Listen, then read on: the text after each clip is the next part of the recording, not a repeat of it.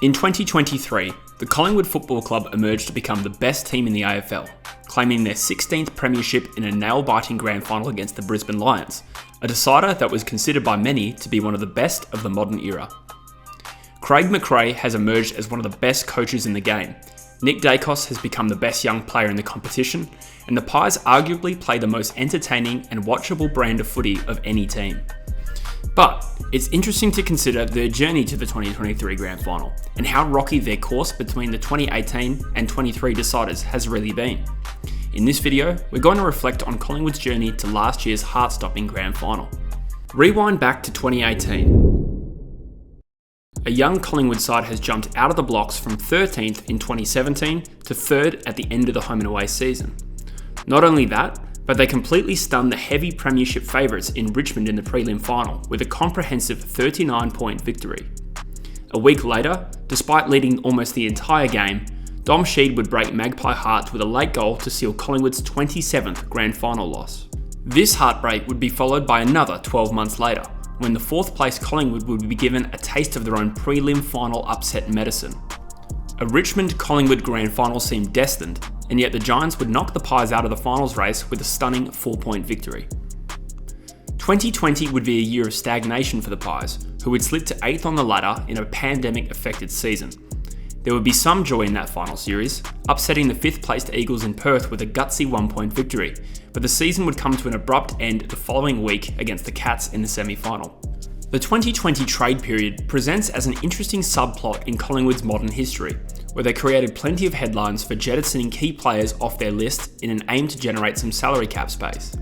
Adam Treloar and Jaden Stevenson were traded to other clubs, seemingly somewhat against their wishes, while Tom Phillips and Artu Bosnivelagi also found new homes. It appeared the Pies had significantly weakened their best 22 and their depth, with moves described by list manager Ned Guy as attempts to improve their draft position. However, given what was effectively given up to receive pick 14 and a future second round pick, the math didn't really add up, and the Pies were heavily criticised by the AFL media broadly, as well as many of their own fans. The external conclusion was that the Pies were buckling under salary cap pressures caused by contracting decisions that didn't pay off, namely deals for Brodie Grundy and Dane Beams. The reason this chapter of Collingwood's journey is interesting is that it appeared, from the outside looking in, to shift the perceived trajectory of this strong football club. Instead of making moves to bridge the gap to some of the stronger sides in the AFL at that point, the Pies appeared to be sinking slightly. This belief was only strengthened throughout 2021, as the Pies fell to their lowest ever finish in the 18-team era.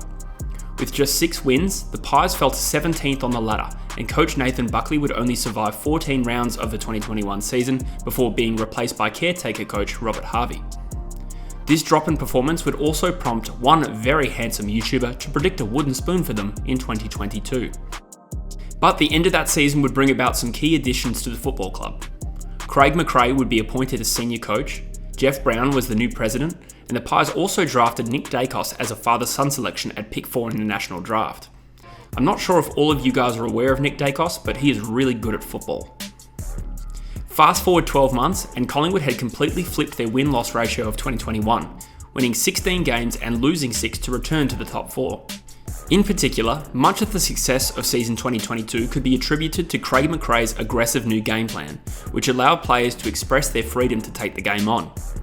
There are too many individuals to credit as well for this performance lift, but in addition to the shiny new Nick Daicos, certain role players really lifted their output in 2022 to contribute, such as Josh Daicos, Darcy Cameron, Jack Ginnivan, and Beau McCreery.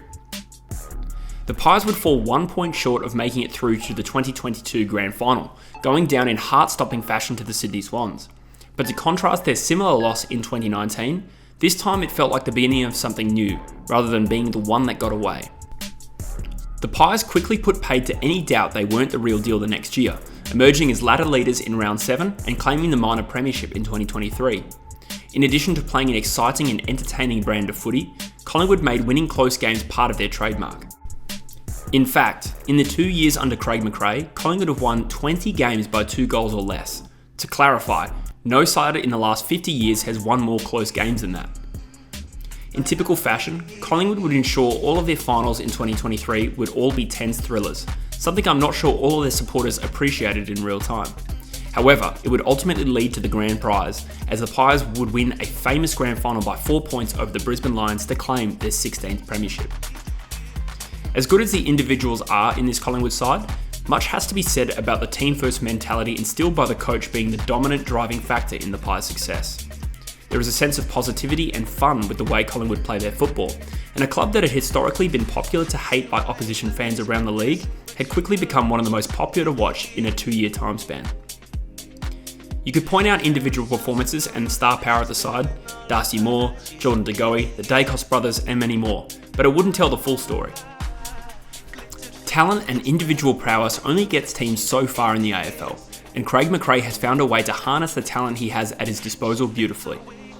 It'll be interesting to gauge the public perception of this Collingwood side in the years to come, as they transition from hunter to hunted.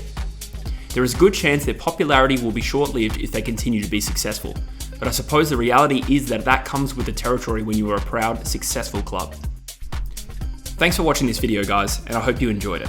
If you got this far through it, if you could do me a favour by liking the video and subscribing to the channel, that would be much appreciated. I'm thinking my next project will be uncovering how the West Coast Eagles got so damn bad. Cannot wait for that project. Thanks guys, and I'll see you in the next video. Cheers.